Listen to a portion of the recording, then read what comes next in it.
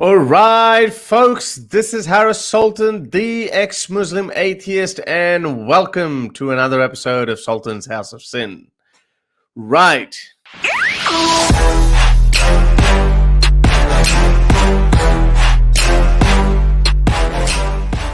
So I've got NK with me. NK. Hi, Aris. Hi, how are you? I'm very well, thank you. How are you? I am very good too. I just got a I just want to tell the audience I just got a message from NK just yesterday or the day before, or at least I read it yesterday, where NK had quite a story to tell, and which obviously, as soon as I read that, I thought, okay, well, the world needs to know this, or as many people as possible need to know this. So I would, without further ado, I'd let NK tell us a little bit about yourself, your background, who are you, where are you now, and what's your journey like? Yeah, sure. First of all, thank you so much for having me, because that is my goal as well, that I just need some women to hear this story and understand how they could be messed up when it comes to legalities across the world. So just to give some context, I'm a British Pakistani second generation. I was born and brought up in London and then spent most of my life in the Middle East between Saudi Arabia. So I lived in Saudi Arabia for a good number of years until I was 16. And then we moved to Dubai in the UAE. So I did my last 2 years of school there. And then I came back to the UK for university and then moved straight back to the UAE. So I've had a lot of Gulf kind of GCC influence, in my upbringing. And essentially when things started to really kind of get a bit crazy was in 2015, I got married in the UAE. So it was an Islamic marriage. And basically the marriage unraveled very quickly, within the first few months. So there was emotional abuse, there was financial abuse, and I realized that there was some underlying mental health conditions that were kept from me as well. So obviously when I realized that I'm no longer safe in my own house, things are getting bad, I wanted out. So I moved back to my parents' house and obviously thought that, there's some amicable arrangement we can come to with the family, discuss things. That was in UAE? You moved back to family's house in UAE? Yes. So they were living in UAE as well? Okay, all right. Yes, correct. Well, at the time, my father was back and forth because they had emigrated to Malaysia. So so it was a bit pretty complex. much everywhere. Yeah, pretty much everywhere. Pretty much everywhere but Pakistan. Yes, yes, exactly. So essentially, what happened was before we could even think about some kind of amicable dialogue, by this time I'd found a new job, kind of started to build a new life for myself. And I got a call from the police saying that there has been a da'a put on me. And I've never heard of this. I didn't know what it was. So I even said this to him on the phone. I was like, I don't understand what you're saying. Could you please explain to me? So UAE police told you that there's an adab order put on you. So tell us a little bit, what is this? Well, what is this adab? Correct. Now, before I go further, just so people are on the same page, people know. So you went to UAE to get and you got married there to a Pakistani guy. I imagine. Obviously, he's not an Emirati citizen, is he? Yes. No. Correct. He's Pakistani by citizenship. Yeah, but had lived his entire life there. So you got married to him, and then it obviously fell apart. Mm-hmm. And then you went back to your mother's house or your parents' house, and then the police called you and they said, okay, there's an adab order put on you. Obviously, you just separated at this point. There's no talaq or there's no divorce done yet. So tell us a little bit about it. What is this adab thing? Correct. So, I literally had nothing to go by. I'd never heard of this. And when he tried to explain it to me more, all he said was that you must return to your husband's home, the marital home, and you cannot leave without his permission. Essentially, keeping me against my will in the marital home that, as a hostage, essentially. So I'm on my way to work and my brain that's kind of more used to human rights and the British legal system thinks there is no way in hell you can force somebody to go back somewhere. Right. Exactly. So I ran straight back to my parents and I was like, right, this is not possible. You can't do this. How you can't keep someone against their will. And they've also kind of grown up here, and so they were like, yeah, there's no way that's not going to happen. There is no way you will be forced to go back there against your will. Except there is a way there. And so the calls kept coming. They kept saying, in the next 2 weeks, if you're not back there, we will arrest you and take you back forcefully. So I had no choice. I had to and make put you there. So they can arrest you and put you with your husband that you don't want to stay with. Correct. Into an abusive household where you're potentially at risk. I mean, I'm telling them as well. I had some instances where I had told them I hadn't felt safe, and I'm back with my father, who's my mahram, so I'm under his roof at the moment. So I don't see how you can forcefully take me from one place that I'm, I mean, I have every right to be with my father. We're in the midst of a separation. But they told you that now your rightful owner is your husband. Correct, exactly. And he's demanding your return. So basically, it's considered, when I did look into this a year later, when I came back to London and everything had settled down, I realized that this is a very archaic, ancient Sharia law that is not usually implemented. It's said to be ruled out. But if you have a very conniving lawyer that will help male privilege be pushed forward, you can use this and spin it. I think the word relates to nushuz in Arabic, which is disobedience to your husband, because obviously a righteous, pious woman is meant to be obedient to her husband. But That's the correct. problem is that disobedience it's so broad in the way that you can apply it. So it can be anything from me saying no, or me leaving the house, or answering back to, the greatest of things. It could mean anything you want it to mean. So in this case, they had applied it to me leaving the house without my husband's permission, basically, almost like desertion, but not to that level. That's why you can put that legal command to return forcefully. Right. So that was the first bombshell when I realized that this is still applicable in the modern current UAE legal process. So the only way to negate this and to not be taken forcefully back against your will is to initiate a divorce. And the only way you can initiate a divorce is to say, I relinquish all my rights according to Islam and Sharia. I want nothing. I just want the divorce. You could do that. Yeah, so basically, What about unless it's apostasy? Then wouldn't you get charged with apostasy then? so I'm still Muslim at this point. There hasn't been any change in my religion or the way. This is still a very Islamic marriage, and I'm trying to end it Islamically as well, in the right way. But I'm just kind of surprised that they actually allow you that. Okay, you can, or alternatively, you can just say, okay, I don't want to follow Islamic. Sorry, I don't want to follow Sharia, and then I would like to proceed with my divorce through some secular legal system. No, sorry. I didn't get it. You're still pursuing Sharia law, but you're Right. basically saying, I don't need any of the financial, the payments that you're given Right. according Yes. to Sharia. You give up Dowry, your right. meher, you give up everything you're Yeah. owed, and you say, Right, I right. just wanted talaq. And that's a judicial talaq. That's the Right. way. That's the only way they allow a woman to get a divorce, unless unless it's written in your nikah nama from before. That's why it's crucial to understand what the clauses Right. entailed in your nikah are, because if you do not add the right of divorce within the nikah itself, the only way for a woman to pursue talaq is judicial talaq, which means giving up your rights.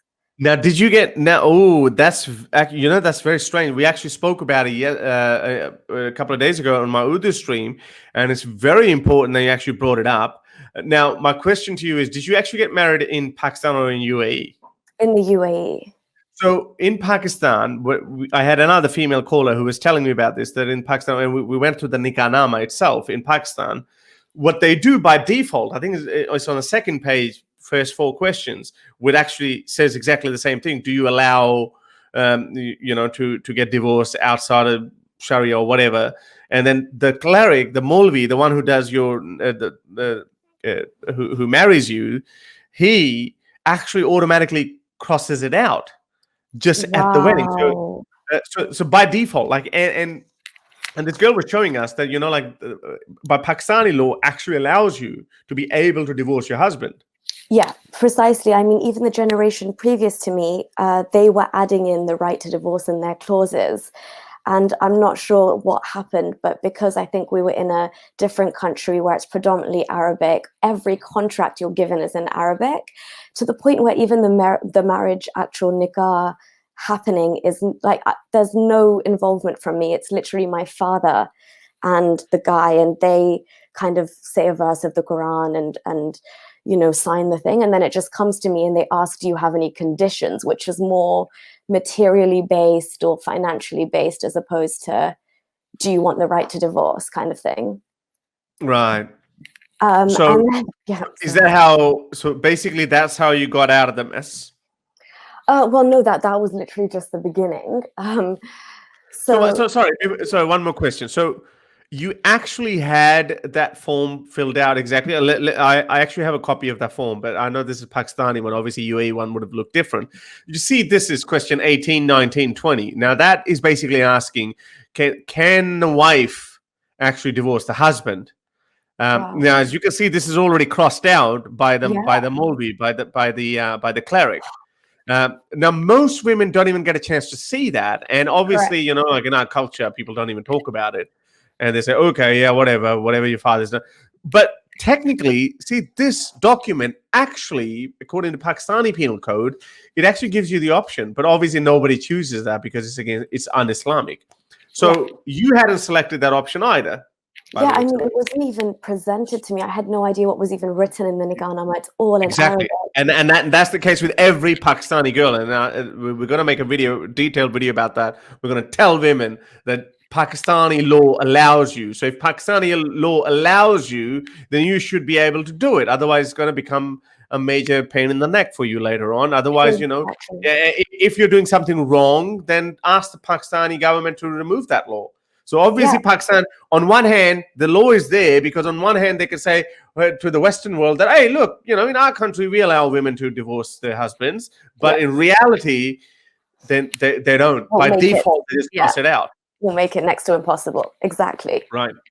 Yeah. No, that's exactly what's happening here. And so I was baffled at this point where I realized, okay, the only way to do a judicial talaq, which is trying to get, you've opened judicial talaq for a reason, which is to give women the option to go through courts. But now you're dragging them through courts and saying the only way you can do this is give up everything you're owed, first of all. And then I'm not sure how it works after that in Pakistan, but in the UAE, you still have to go through levels of family counseling. And this is before it's even taken to court. And this is, again, there's such an Islamic influence in this, as in they ask you how many times you're praying, if you've got further away from God. And oh, really? They ask you that? Literally, and this is when, again, you sit in a room and you've got, like, obviously an Emirati official there, and they're kind of asking you how pious you are and how pious the partner is, and if that's causing an issue. But again, this can be hijacked. So in my case, it was hijacked where he was trying to convince this official that I was possessed or there was a jinn in me, and that's why I want this talaq, and I'm not thinking straight. So this actually seeps into their mind, and then they keep extending it and say, okay, go for another 3 weeks and pray 5 times a day and then come back to us. Maybe you'll have a change of heart, kind of thing. So you have to just leave there and be like, yes, okay, I'll pray. I'll try and get closer to God. I'll think about it some more. So this can drag on, and this is before your divorce or your talaq is even registered at the courts. Right. So it's this whole journey unravels, and you have to kind of fight that off, and then you can finally take it to court. And basically, the court process can be dragged out if one party refuses to show up for months on end. And then there's Ramzan and the holy month of fasting, so the timings are all skewed.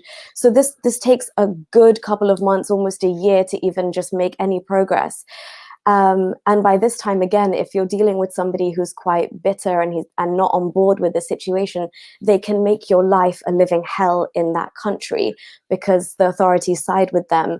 So I didn't even realize that I was being my whole new life, my job, I was being stalked and watched for a long time. And, there was case on case after me to try and just get me for anything, to the point where one day I had some friends over, and when I got a knock on the door at my house at 10 p.m. from 4 policemen, like, I'm not stupid. I know in Islam, when 4 men show up, what you're being framed for. So I realized there then, okay, they're pushing it to this level now, and they're going to try and frame me for adultery. And this is a house full of people, and they just kind of checked everyone's ID and picked up one of my friends and took him, and then tried to get me to come down to the police station. But I knew at this point that, because I'd lived in the UAE for a while, and I have friends, would have conversations, and they'd always say that if you're a woman, you're under no legal obligation to go with male-only police officers between 6 p.m. and 6 a.m. You can actually flat out say no unless a female officer is present. And so since they didn't have a female officer there, I said, there's no way I'm coming with you. My mahram currently isn't here. And if you're going to take me, then I'm going to inform the British Embassy first, because I'm not just going to be a number lost on your register, because I know that that does happen out there. So obviously they realized that I was kind of a bit informed of what's right and what's not, so that they let that be. And again, next day, you're dragged in, you've got to sign papers in Arabic, you don't know what you're signing, that whole shebang, to the point where literally this harassment, this continues, cases on cases for everything. And then, there's like black magic potions being thrown outside my house. And every day I wake up to like new shenanigans, random delivery people are sending threatening notes. So I'm calling the police like time and time again, saying, I don't feel safe. This is happening. I've got photographic evidence. This is happening. And it's not even that I was extremely like, I'd go to the station in an abaya. I was very respectful. I didn't kind of push any buttons. I was just like, this is the situation. I have a talaq ongoing, but this is happening in the meantime. Can you protect me, yay or nay? And even that whole experience, I'm sure it's the same in Pakistan, but you're kind of just sitting there, and they just kind of pass you from colleague to colleague, and nobody's even so much as writing a word down. They're just kind of like, honestly, sitting there with miswak and just talking, cracking jokes with you. And I'm like, this isn't a joke, and this isn't funny. Like, this is I don't feel safe, and I'm in your country, and surely there's something you're supposed to be doing about this. Anyway, long story short, that continued for so long, to the point where my lawyer said they're not going to stop until they get you for something. And then when they called me to kind of hand over But you think that all of this was happening by the Emirati state, or by the other party, your ex-husband's lawyers, or they were just trying to just pin you for something? I think it's definitely initiated by the lawyer and my ex-husband and that whole party. But the fact is that the Emirati state has these loopholes. Allows that. Yes, it has the exactly. loopholes. Exactly, right. So you have the framework ready for you to manipulate if you wanted to, for example. And clearly, I'm sure it's the same in Pakistan, but, if you just give kind of, some under the table gifts, and you buy people a couple of presents here and there, they're more likely to take your side, and they've chosen a team over the other. There's no such thing as like impartial justice per se. So eventually, when they asked to hand over my passport, I was like, if I give them this, then that's the end of it. Basically, I am hostage. You'll be able to go home. Yeah, right. Exactly. So at the last moment, my lawyer said, just leave. I can get you the divorce when you're back in the UK. That's not a problem. It's gone. I was actually going to ask you. I mean, I know. See, this is the thing. Now, I know your journey is probably, and you probably, when you look back, you look at it differently. But this is one of those things that you were still a Muslim at that point, right? I mean, you still have this baggage in your mind and how we are supposed to be. I always wonder when there's a show called Banged Up Abroad. I think it's a British show. And I've always seen like there was one story of this woman in Turkey, and she got done, but she just escaped. She didn't care about finalizing her divorce or whatnot. But I've actually met some Pakistani women.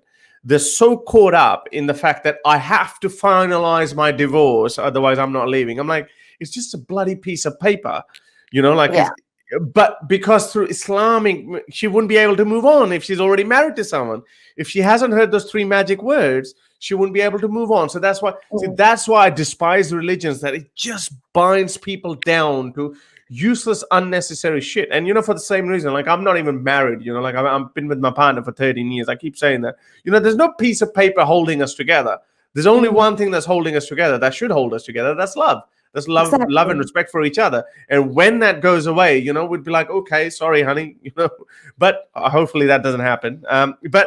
But anyway, so in your case, again, like, you were so caught up, and I was thinking, if I was you, but again, if I was an atheist, and again, it's a different person, different circumstance, a different situation. But I was thinking right now, with my today's mind, I'm thinking, why did you not just get a ticket to London and get out of there? Yeah, so exactly that's precisely what I did. When they got to the point of asking for the passport, I did actually call the British Embassy, and I mean, I don't know who this person was, but literally saved my life, because they said, while you still have your passport in your hand, just be aware of the laws there and what can happen. So I can't give you any legal advice, but basically I'm telling you to just get on a plane and get out of there. So that's exactly what I did. And it's really interesting, because when I came here, I realized that, I mean, whatever was happening back in the UAE, trying to finalize the divorce, for all intents and purposes in the UK, I was never even married. I'm not married. It has no implication on my status here. So I'm literally effectively, for all intents and purposes, was and am single in the UK. And I was like, this is brilliant. This is perfect, because the only people that recognized my whatever happened in the UAE was from an Islamic lens. And I want to also end it from an Islamic lens, but that's just, I mean, even then I was just saying to my parents, when the word talaq comes through on a piece of paper, just please email it to me, because that would make me happy. But it's not something like it's behind I'm you. my life. Yeah, exactly. Right. And you should see the judgments that they produce before they do this, because the husband is supposed to pay for maintenance for every month that you haven't been in his house. So they're literally, besides everything I mentioned about harassment, abuse, stalking, this, that, their requirements was that you should get paid X amount of dirhams for makeup, and you should get paid X amount of dirhams for buying new clothes. And like, my parents are sending me these judgments, and I'm like, I like literally what the Pakistani mobs do, just crossing it out, like, just where's the word? Yeah. It's Yeah. for a religion that puts honor and dignity and respect, self-proclaimed, obviously, at the forefront of everything. Like, you have honor, respect, and dignity, but at the end of the day, when it comes down to basic activities like marriage or social relationships, it sounds very transactional, doesn't it? I mean, you have to pay money. Yeah. You have to pay money in order to be able to live with me, for instance. Like, a man has, as if I'm literally buying something for myself. And then, when she's gone, okay, I get it. We should have, like, I mean, we have compensations in Western countries as well, and for good reasons. I understand that, but it still seems so transactional. Even I understand, because there are loopholes in every system, but I always feel that, like, even when married couples, when they step away, but I guess usually when marriages fall apart or relationships fall apart, they fall apart on such bad terms that no one is concerned about what's bad for them. And what everyone's concerned about, how can I hurt you the most? So that's why I think the law is there. Okay, well, if you have got children with someone, you have to give them some money, or the maintenance or whatnot. Yeah, true. And then also that thing where you have to wait 3 months. I mean, again, this was back in the day to make sure that the wife wasn't pregnant, so that if she was, then the husband could provide for the child. But I mean, now again, when you're young and you're sitting there and you're like, the Islam mandates like me to be literally sitting here for 3 months, where in the modern era we have pregnancy tests, we have things like, do you know what it's just the fact that you're still going through this like long process just to be like, am I free from the whatever it is that I'm suffocated in? But they drag it out, they make it near to impossible.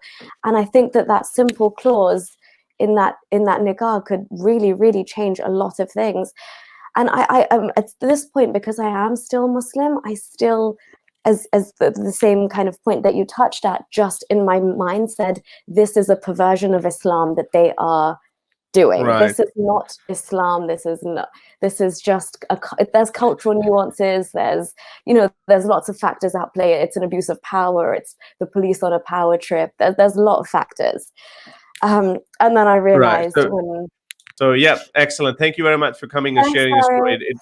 It really it might be very confronting for you at the start, but trust me, it actually gets easier when you do share your story and you do put your face out, because sooner or later you're going to start getting messages from a lot of women who would thank you for showing them the way, for changing their lives. This is very important work, and I have immense respect for you. And likewise, and no, this has to be done. So thank you. Thank you, NK. All right, that was NK. Is quite a story, and like it kind of took me by surprise as well, because for some reason I always thought UAE was slightly ahead of the rest of the Muslim world, but again, it's in some cases it sounds very backward. That it had these loopholes that all these things could actually happen. How males or how men could actually they could take advantage of the system, basically, and they could. It's always women who end up on the wrong end of the stick. But anyway, this brave lady, I'm glad that she got out of there. And these are the kind of experiences, like when I see that, I say, okay, surely you can't remain a Muslim after that. But then obviously this is not always a desire, the end result. As NK said herself, most Muslims actually walk out of that and they say, oh, this is just, that was just that bad guy, or it's just UAE, or that's just Saudi Arabia. Islam is not like that. When they don't realize that actually these countries are actually better than Islam. These countries are better than Muhammad's Islam. Muhammad's Islam was far worse. If I could take these people back to the 7th century, oh boy, they wouldn't want to be there under Muhammad's roof. But anyway, that's what we have. To help me produce more videos like these, support me on Patreon or PayPal.